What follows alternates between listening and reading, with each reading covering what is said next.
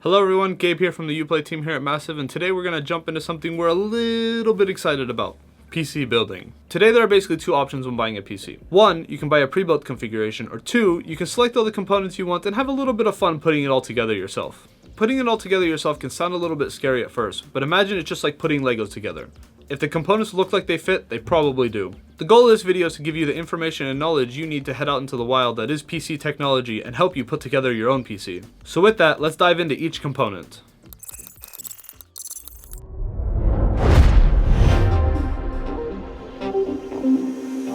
Let's kick it off with the thing that holds everything together, the motherboard. Think of the PC as a city. The infrastructure is crucial for holding the city together. And the same is true for the PC. The motherboard is that infrastructure that holds everything together, and it's the place where everything comes together. The motherboard itself is easy to identify due to being one of the largest components within the PC, covered with slots for all different types of components. On that note, let's talk about the three common sizes for motherboards: micro ATX, ATX, and eATX. eATX is generally the largest and most expensive type. This board will allow you to mount a lot of RAM and server-class processors, or CPUs. ATX is kind of the most common mainstream board and is usually mid-range when it comes to both price and size. It offers many of the same benefits as eATX, but no support for server-grade CPUs, and in most cases, the ATX motherboard doesn't have as much RAM capacity. Micro ATX boards are really those that want the small and compact experience because they're generally smaller and cheaper compared to ATX boards and definitely compared to the eATX boards. But they maintain nearly the same features and performance as ATX boards. The main difference is, because of their size, that they have less capacity for graphics cards as well as RAM. When installing the motherboard itself, it's best to look at the motherboard manual to see where the mounting points are on the motherboard and line those up with the case that you've chosen. As the motherboard is a centralized home for all the components in your PC, we'll break down each component and how they fit into the motherboard in the rest of this guide. Looking at a motherboard itself can be a bit overwhelming. It looks a little bit complicated, so let's break down all the different key components of the motherboard itself. Starting off with the CPU socket, which is, well, where the CPU is housed. One of the most important elements is to make sure that the socket of the CPU and the socket of the motherboard are the same, or they won't be compatible with each other. Next we have the RAM slots. RAM slots look generally the same on every motherboard, and yes, you guessed it, they're made to house your RAM. SATA ports is where you plug in storage devices such as SSDs or mechanical drives, and the amount of SATA ports differ depending on the motherboard that you have. There are also different types of SATA ports, and the main difference is the maximum throughput of data. If you're using an SSD, make sure that your motherboard supports SATA 3 to make sure that you're taking advantage of that super quick speed from the SSD itself. Next we have PCIe slots. There are usually a few of them on the motherboards, and they're designated with X16, X8, X4, and X1. The difference between X16 slot and the lower X8, X4, and X1 slots is the maximum bandwidth that can flow through them. Generally, you'll want to reserve the X16 or X8 slots for PCI drives or graphics cards since they are more demanding. A few spots on the motherboard will be reserved for external ports such as USB, audio ports, and networks. There are also various slots on your motherboard for fans, so make sure you keep your PC nice and cool. There are also the power supply slots. The motherboard of course needs power to function, and there are generally two separate slots on the motherboard where the power supply must be connected. And finally, if your case has a front panel with different functions like audio or power button, you'll need to plug these into your motherboard somewhere. While most motherboards look similar, some ports and component placements can be different, so it's best that you refer to your motherboard's manual. A lot of these details can make it seem like picking the right motherboard is a daunting task, but we'll break down a few key things that you should remember when trying to decide which motherboard is best for you. Firstly, does your motherboard have enough RAM slots for current and future potential use? Secondly, does your motherboard physically fit in your case? Third, how many graphics cards do you want to accommodate? This could be now or maybe in the future. Fourth, do you want an SSD that uses a PCIe slot like an M.2 drive? Do you want to use any other PCI slots for sound cards or other similar components? Do you need a certain number or type of external ports such as additional USB or audio connectors? If you're interested in overclocking, make sure your motherboard has overclocking capabilities to start with. And crucially, what CPU do you plan to buy? As we mentioned before, matching the CPU socket and the motherboard socket are, well, vital to actually making sure that your PC will start and run fine.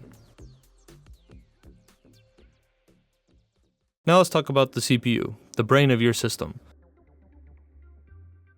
Let's start by talking about the speed of the CPU, which is measured in megahertz or gigahertz, and that number indicates how much it will be able to do within a set time span. CPUs these days also have multiple cores. The number of cores indicates how much it can do at the same time, in other words, multitasking. So if you plan on doing heavy-duty tasks such as streaming, recordings, editing, more cores will end up helping you. Another word you'll see associated to some CPUs is hyperthreading. Hyperthreading is a smart scheduling of workloads so that the CPU never has any downtime. Think of yourself as emptying a dishwasher full of plates. Hyperthreading is like emptying the dishwasher with multiple hands. So you have one hand putting the plate in the cabinet while the other hand retrieves another plate and gets it ready to be put in the cabinet. However, as you can imagine, this only improves efficiency if you actually have multiple plates. If you only have one plate in the dishwasher, then what's the point of having multiple hands? To put this back into the context of your PC and your CPU, you're going to need multiple processes for hyperthreading to really help. Another important stat to look at is your CPU cache, which is the memory within the CPU that is faster than the RAM itself. The idea is that the CPU cache memory takes a small piece from the RAM, and based on that small piece of data, the CPU will be able to guess what's coming next, leading to better performance. There's also a physical element of the CPU you need to take into account. The most common difference can be seen between AMD CPUs and Intel CPUs. On AMD CPUs, if you flip them over, you'll see that the pins are actually located on the CPU, whereas on Intel's, the CPU itself is flat on the underside, and the pins are located on the motherboard. These pins, wherever they're placed, are absolutely crucial for a working PC. Bent or damaged pins can cause fatal damage to your CPU or your motherboard. Your CPU will also need a cooler, which we'll go into a little bit later.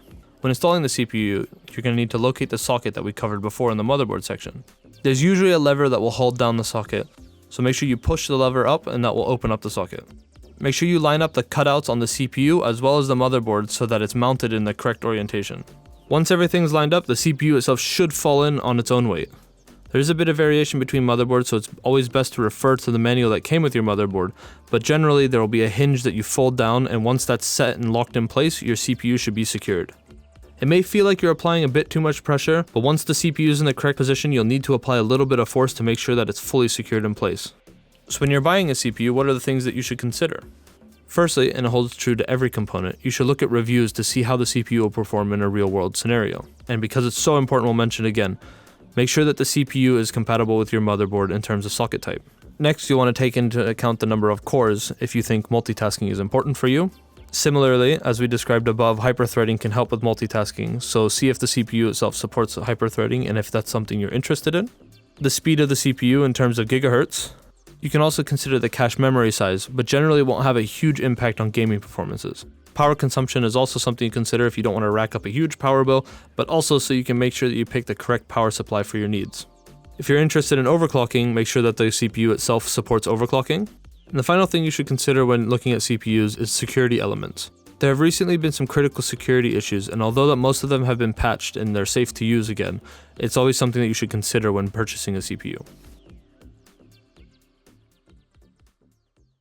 Graphics cards are a fun little piece of technology, and it's also one of the most entertaining things to talk about if you ask us. It's a key component for your PC, especially when it comes to gaming or other graphic-intense work like 3D editing. Installing the GPU is fairly simple. You're going to need to start by removing the slot covers on the backside of your case.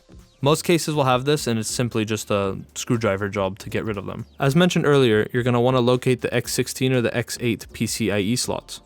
Once you have enough space and the slot on the back of your case removed, all you need to do is push it in until it clicks into place, and once it's secured, you successfully installed your GPU. Most GPUs will need some sort of external power from the power supply, which we'll cover in a little bit. There are a few key things you should remember when buying a graphics card. Video memory is crucial to consider when running at higher resolutions. For example, if you want to run games at 4K, you should opt for a GPU with lots of memory. There's a common misconception that multiple cards will increase the video memory that you have available. This isn't true, however. You will still in reality only have the same amount of video memory as a single card because video memory doesn't scale with multiple cards. Core clock is also something you should consider, but it's difficult to compare graphics cards from different generations.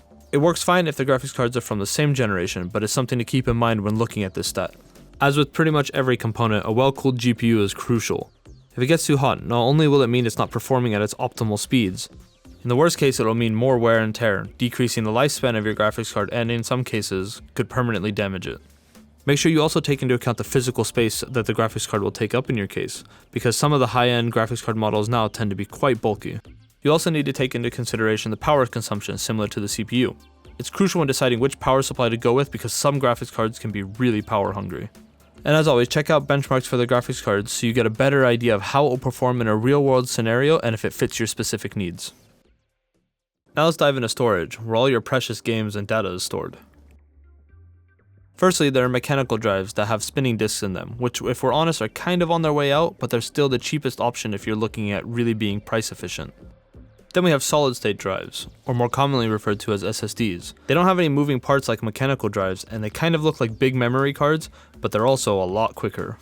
Lastly, we have SSD M.2. They're significantly lighter, smaller, and faster than normal SSDs, but they come with the caveat of a much higher price tag. When installing the SSD, you're going to of course need to find where it's most suitable in the case itself. It can vary a lot, but usually there's a compartment or cage dedicated to storage devices in your case, so you're going to want to locate that first. When installing a mechanical or normal SSDs, there are two cables that you need to deal with. The first one is the SATA cable, which will be used to transfer data between the drive and the motherboard, so you need to have one hooked up to the motherboard and one hooked up to the drive itself. And the other one is of course the power cable from the power supply. Once you have those both hooked up, you're all set. That installation process doesn't apply to an M.2 drive, however. Newer motherboards come with a dedicated M.2 slot, so you'll need to start off by locating that slot and removing the screw designed to hold that M.2 drive in place. Then all you need to do is insert the drive. Note that it's normal that the drive is angled at around 30 degrees until you screw it down. Once you've secured the drive with the screw that you took off before, you're all set. Let's break down a few things you should consider when buying a storage device. The storage device you go with ultimately boils down to two key components: the budget you have and your needs. If you have a bit more money to spend and play a lot of games, you'll benefit from the increased performance provided by an SSD or M.2 drive. If you're mostly storing large files like videos, maybe a larger mechanical drive best suits your needs. There are a few key stats you should look out for though. The most obvious stat is of course the amount of data the drive can store. Sequential read and write figures are stats you often see tied to storage devices. They only indicate performance for transferring large files, however, so there might be some better stats to look at. What matters the most for everyday use is the 4K performance, not to be confused with the screen resolution. This measurement is used to show how quickly the drive can handle smaller pieces of data stored at random locations. Next, you want to look at the input and outputs per second. This is a measure of how fast an SSD can read or write requests. And lastly, you should consider the physical size and weight of the drive. Now let's talk about something that defines the visual identity of your system: the case. Even if having the most glorious RGB or the cleanest tempered glass is important, there are a few things you should keep in mind when deciding which case to go with. Firstly, as we talked about in the motherboard section, there are different motherboard sizes and not all cases can fit every single motherboard, so you'll need to take that into account when deciding which case you want to go with. Note that most larger cases though can accommodate larger and smaller motherboards. A larger case will also give you more wiggle room when it comes to bulkier components, and sufficient cooling will also be easier with a larger case. However, don't rule out the smaller cases based on that. Smaller sizes are more portable and discreet, which could be something you're looking for. All in all, the style and looks of your case are mostly down to your own preference, but here are a few key things you should remember beyond that. We talked about size a lot, but let's just reiterate that. Make sure all the clearances in the case are large enough for some of the bulkier components in your PC. Make sure that your motherboard will fit. Some cases are also modular, so if you're really looking for more customization, consider that. Check out how many fan mounting points the case comes with so you have a better idea of the cooling capabilities you have available. And finally, look at what capabilities are available on the front panel of your case. Now let's shuffle our way over to random access memory, or otherwise known as RAM. RAM acts as a quick access for a CPU. In order to run a program, the program needs to be loaded from the hard drive to the RAM and then onto the CPU from there. This means that if you don't have a sufficient amount of RAM, some programs' data can't be stored on the RAM, which will result in slower performance. Given that, if you plan on running more intense games or do a lot of multitasking, you need more RAM. Physically installing the RAM is quite easy, but there's a few things that you need to look up beforehand. If you're planning on installing multiple RAM sticks, it's crucial that you use the right RAM slots on your motherboard depending on how many sticks you're installing. You can easily find all this information in your motherboard manual, so make sure you look up these instructions before installing. Once you've identified the slots, all you need to do is unhook the retaining clips, evenly slot in the RAM, and then make sure that the retaining clips close properly behind them. So, what should you consider when buying RAM?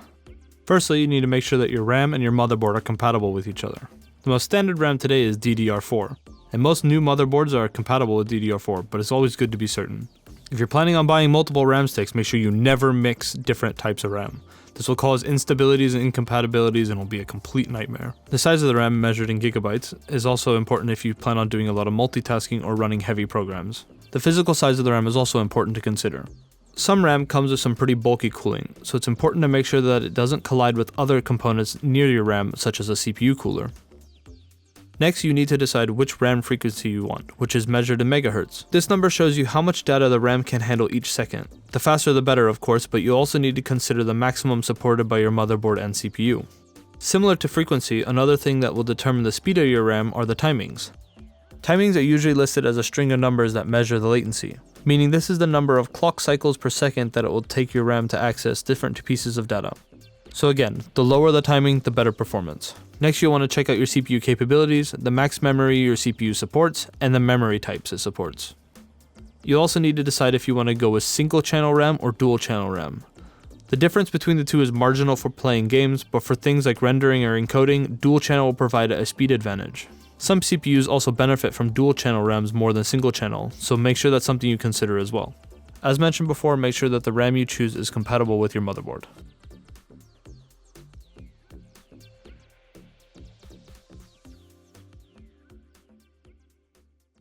Next, we have the engine that makes it all run, your power supply. As you may have figured out from the name, it's the component that supplies your whole computer with power. As we've mentioned briefly in the CPU section and the GPU section, it's important to get a power supply with sufficient strength that meets safety regulation and delivers an even flow of power to protect your valuable components. One thing you should also consider is cable management of your PC, and the power supply will play a crucial role in that. There are a few different styles of power supplies: non-modular, semi-modular, or fully modular. A non-modular power supply comes with all the cables permanently attached. You'll have everything you need, and it's usually the cheapest alternative. However, the downside is that you'll probably have cables laying around you're not using, making cable management harder. A semi-modular power supply comes with only the essential cables permanently attached. You can then attach any additional cables you need, which will result in less clutter and is a good alternative than the more expensive fully modular power supply. A fully modular power supply is as it sounds. It has no permanent cables attached. This allows you to connect the exact cables you need for the perfect cable management. However, as mentioned, it usually is the most expensive type. Installing your power supply is fairly straightforward. All you need to do is make sure that the fan is pointed in the right direction, which is outside of your case, and screw it into place. When this is done, it's time to connect all the power supplies to the various components in your PC. Most power supplies come labeled, so it's clear which cables go where, and many of the cables themselves are labeled, so you know exactly which ones to use. There are two things in your motherboard that need power: the motherboard itself and the CPU. Make sure that the right power cable is going to the right section, and you can refer to the information we talked about in the motherboard section previously. Next, you'll want to hook up the GPU if it requires any external power. And of course, as covered in the storage section, make sure you have power allocated to your drives. Now, for things you should consider when buying your power supply. Firstly, you need to find out how much power your system needs. This can be easily done using the great tool provided by the PC Part Picker, where you fill in all the component you plan to use and it will give you an estimated wattage that your system will need. If you use a power supply that's inefficient, it can strain your component and even result in shutdowns. Next step is to of course find a power supply that matches the wattage you need. There are two measurements: peak wattage and continuous wattage. Peak wattage is just that. It's the maximum output the power supply can handle. This stat can be a little bit misleading because you don't know how long the power supply is capable of supplying power at that rate. Continuous wattage is a better measurement, since that's what it can supply around the clock, which is an important part for a healthy computer. Lastly, you want to look for a good quality power supply. Check the certification rating and pick one up from a brand that you trust and one that meets all safety regulations.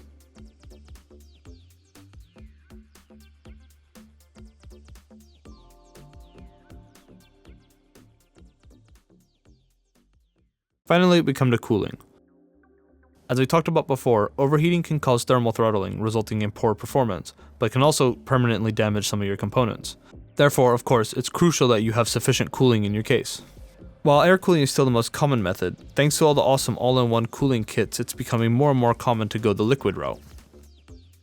There are some advantages to water cooling. It's quieter, it tends to be more efficient, and can look pretty aesthetically pleasing.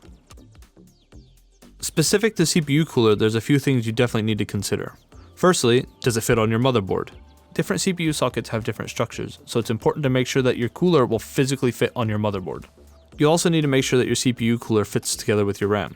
As we mentioned in the RAM section, you'll also need to take into consideration the size of the RAM itself.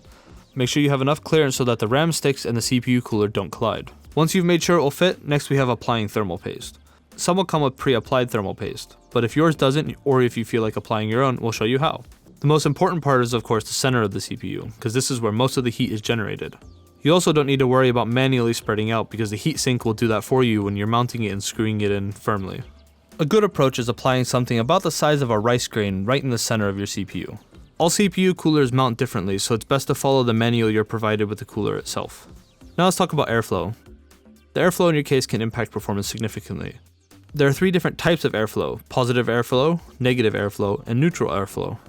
Positive airflow means you have more fans pushing air into the case than you have those pushing out of the case. This can be great when paired with dust filters for keeping your setup clean from dust.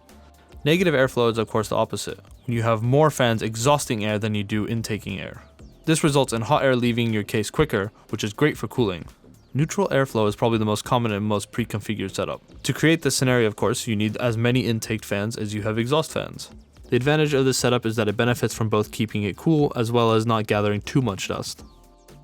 The bottom line to remember is your goal is to get hot air out and cool air in. Set up your fans so that the air flows as freely as possible and in the same direction. So what should you consider when buying cooling? Firstly, how much do you value a silent setup? More fans means more noise. Secondly, do you plan to overclock? Overclocking any component will generate a lot more heat that you need to take into account. Thirdly is what we covered in the case section. How many fans does it come with and how many fan slots do you have? Fourthly, how do you want to handle the airflow based on the information we talked about before? Do you want a positive airflow? Do you want a neutral airflow? Or do you want a negative one? Then you'll need to make sure that you have enough slots on your motherboard to support the number of fans you want. Finally, something we've experienced way too many times here, make sure that your fans have cables long enough to reach where they need to be plugged in.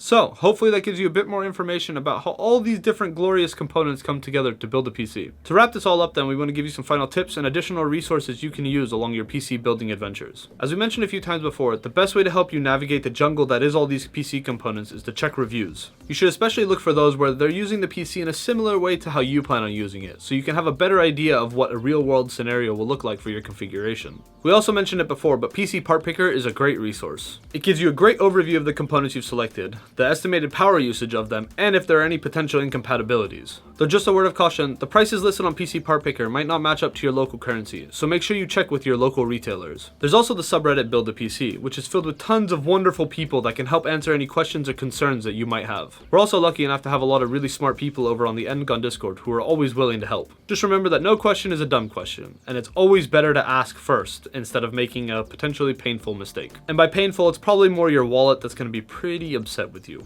You'll find all the links to these resources in the description below. And with that, we'll leave you with good luck and happy building.